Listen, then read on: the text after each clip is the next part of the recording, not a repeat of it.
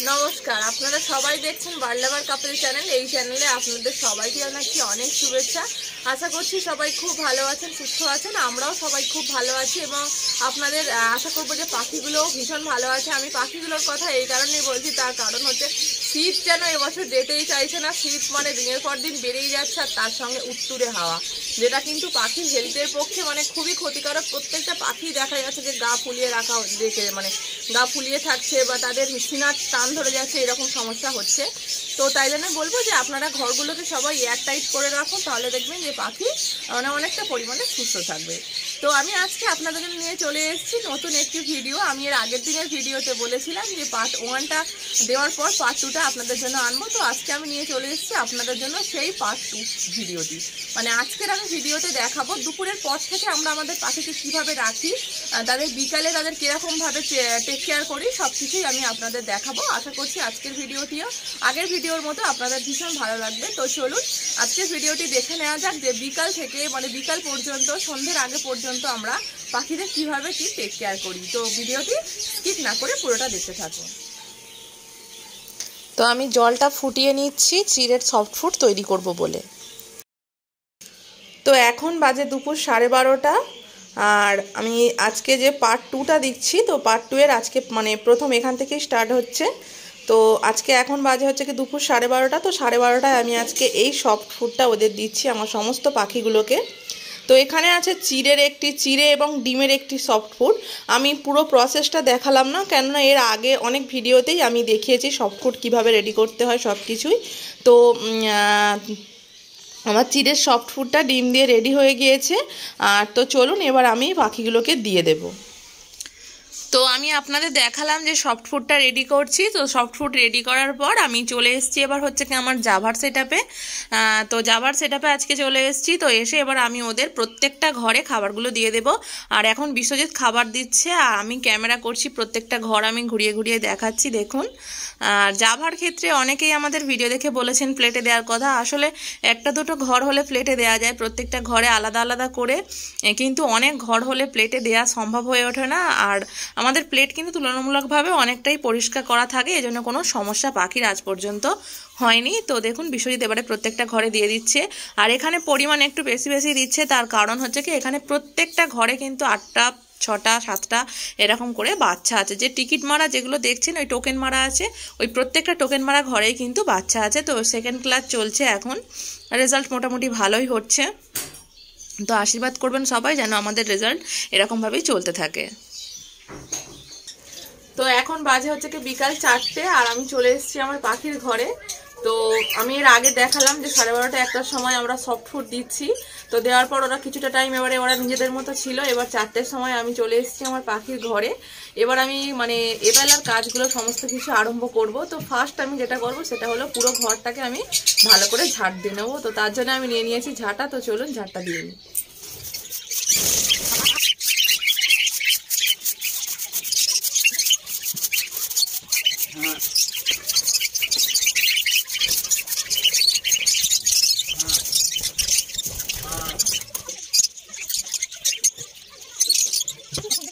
তো আমার ঝাঁট দেওয়া হয়ে গিয়েছে। এবার আমি হচ্ছে কি সমস্ত পাখির যে সমস্ত ঘরগুলো আছে প্রত্যেকটা ঘরে আমি দানা দিয়ে দেবো। আর তার সঙ্গে সঙ্গে এই যে দেখুন, এই যে দুপুরে যে সফট ফুড দিয়েছিলাম, তো তার প্লেটগুলো আর জলের জায়গাগুলো আমি বের করে নেবো।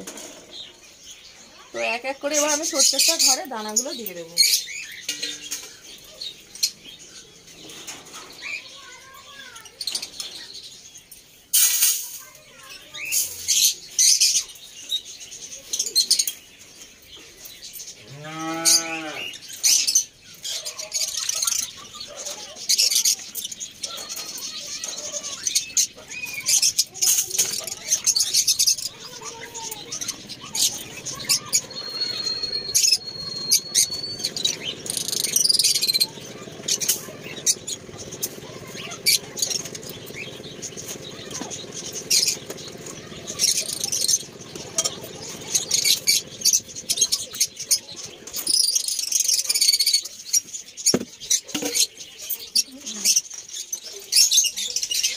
তো আমার প্রত্যেকটা ঘরে কিন্তু দানা দেওয়া হয়ে গিয়েছে, আর প্রত্যেকটা ঘর থেকে আমি জলের জায়গা আর প্লেটের জায়গাগুলো মানে সফট ফুডের জায়গাগুলো বের করে নিয়েছি। আর দেখুন আমি দুটো জায়গায় করে জল নিয়েছি, একটা জায়গায় ভালো করে পরিষ্কার করছি আর একটা পুরো একদম পরিষ্কার জল নিয়েছি মগের মধ্যে, ওটাতে আমি ধুয়ে ভালো করে রেখে দিচ্ছি।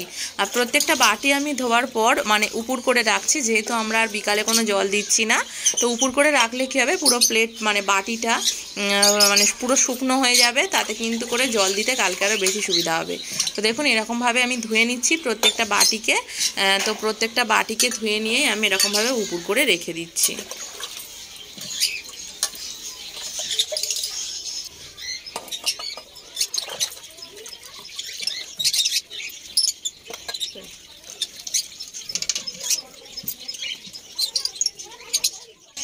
তো আমি এতক্ষণ দেখাচ্ছিলাম যে বাটিগুলো পরিষ্কার করছি, আর আমার প্রত্যেকটা বাটি মানে লাভ বার্ডস, ককাটেল, জাভা সমস্ত ঘরেরই আমার বাটি, প্লেট সব কিছু পরিষ্কার করা হয়ে গিয়েছে। তো পরিষ্কার করার পর আমি ওগুলোকে সব এক এক করে উপুর করে রেখে দিয়েছি। আর এখনও পর্যন্ত আমি আজকে ঝাঁপ ফেলিনি, কারণ এখনও পর্যন্ত রোদ্দুর যায়নি, এখনও ছাদে মানে মোটামুটি ভালোই রোদ্দুর আছে। তো দেখুন এখানে আছে প্লেটগুলো আর এখানে আছে আপনার বাটিগুলো। তো আমার এদিকে সমস্ত কিছু কাজ কমপ্লিট হয়ে গিয়েছে, পুরো পরিষ্কার করা হয়ে গিয়েছে। তো এবার আমি চলে যাব বাইরে, গিয়ে আমি ঝাঁপটা ফেলে দেব। তো দেখুন আমি মানে ভিতরের সমস্ত কাজ আমার কমপ্লিট হয়ে গিয়েছে। এবার আমি চলে এসেছি বাইরে, আর এরকমভাবে চটের ঝাঁপ, প্লাস্টিকের ঝাঁপ সব কিছু পুরো ফেলে দিয়েছি।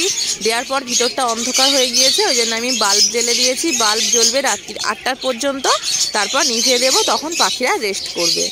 তো ভিডিওটি পুরোটাই দেখলেন যে বিকাল থেকে আমরা কি কি করি, মানে সন্ধ্যের আগে পর্যন্ত আমরা পাখিদের জন্য কি কি করি, তাদের কিরম কি খেতে দিই, তাদের কিভাবে জল দিই, সবটাই দেখলেন। আশা করছি ভিডিওটি আপনাদের ভালো লেগেছে। তো এর মাঝে আমি একটা ছোট্ট করে কথা বলে দিই, আপনারা অনেকেই হয়তো ভিডিওটি দেখে কমেন্ট করবেন যে দিদিভাই বিকালবেলা কেন জলের বাটিগুলো পরিষ্কার করে নিলেন, জল কেন দিলেন না, ওরা কি তাহলে আর জল খাবে না? মানে অনেকখানি টাইম, যেহেতু আমাদের এখানে 4:30 থেকে 5টার মধ্যেই সমস্ত কাজ হয়ে যাচ্ছে। তো আমি এই কারণেই এই শীতকাল মানে যে কটা দিন শীত থাকে সেই কটা দিনই এই কারণেই জলের বাটিটা দিই না। তার দুটো কারণ আছে। একটা কারণ হলো আপনার এখন যেহেতু ব্রিডিং সিজন, প্রত্যেকটা ঘরেই পাখির বাচ্চা আছে এবং প্রচণ্ড শীত। তো ওই জল যদি আমি বিকালে দিই, সকালবেলা ওরা রাত্রিরে জল খাবে না, মানে আলো নিভিয়ে দেওয়ার পর ওরা কোনো কিছুই খায় না। তো সকালবেলা উঠেই কিন্তু যখন সূর্যের আলো ফুটবে তখন কিন্তু ওরা উঠেই কী করবে, জল বা দানা খেতে যাবে। তো ওই জলটা সারাদিন থাকলে কিন্তু প্রচণ্ড পরিমাণে ঠান্ডা হয়ে যায়। ওই ঠান্ডা জলটা যদি ওরা খায় তাহলে কি হবে, ওদের শীত মানে প্রচণ্ড পরিমাণে ঠান্ডা লেগে যাবে, সর্দির একটা সমস্যা এসে যায়। এটা হলো একটা কারণ। আর দ্বিতীয় যেটা কারণ হলো, আমরা এই শীতকালে একটু মানে মেডিসিন যেগুলো দিই সকালবেলায় দিয়ে থাকি। তো মেডিসিনটা সকালবেলা দিয়ে থাকি, তো তার জন্য আমরা বাচ্চাটা বের করে নিই, যাতে কি হয় পরের দিন মেডিসিনটা ওষুধের সঙ্গে ইনপুট করে দিলে ওরা সঙ্গে সঙ্গে সেটা খেয়ে নেয়। তো এই দুটো কারণের জন্যই আমরা বাটি বের করে নিই। যারা এরকম করেন না শীতকালে, তাদের বলবো যে শীতকালে আপনারা এই পদ্ধতিটা অবলম্বন করতেই পারেন। তো আজকের ভিডিওটি কেমন লাগলো অবশ্যই কমেন্ট করে জানাবেন, এবং ভালো লাগলে ভিডিওটিকে লাইক করবেন, শেয়ার করবেন। আর যারা আমাদের ভিডিও দেখছেন কিন্তু এখনও পর্যন্ত সাবস্ক্রাইব করেননি, তাদের কাছে রিকোয়েস্ট করবো যে আমাদের চ্যানেলটিকে সাবস্ক্রাইব করে আমাদের পাশে থাকুন এবং পাশে থাকা বেল আইকনটিকে প্রেস করে দিন। তো আজকের ভিডিওটি এখানেই রাখছি। পরের দিন আপনাদের সঙ্গে দেখা হচ্ছে অন্য একটি ভিডিওতে। ততক্ষণ সবাই খুব ভালো থাকুন, সুস্থ থাকুন, স্বাভাবিক থাকুন। নমস্কার।